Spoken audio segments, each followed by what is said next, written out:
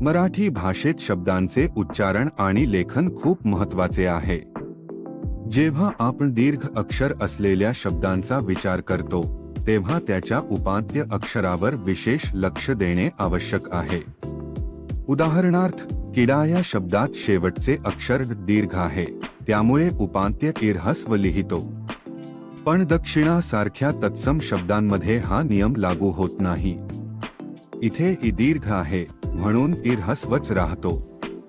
याचप्रमाणे वेळीमध्ये य दीर्घ आहे, त्यामुळे उपांत्य ईर्ह्स्व असतो. पिसू मध्ये सू दीर्घ आहे, त्यामुळे ईर्ह्स्वच राहतो. हे लक्षात ठेवणे महत्त्वाचे आहे, कारण यामुळे आपली भाषा शुद्धता वाढते. आता सुरू आणि उठो यांसारखे शब्द विचारात घेतल्यास इथेही उपांत्य ऊर्ध्वस्व आहे.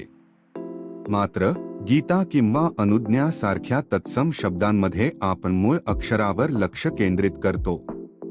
अशा प्रकारे मराठी भाषेतील शब्दांचे रचनात्मक ज्ञान आपल्याला अधिक प्रभावी संवाद साधण्यास मदत करते.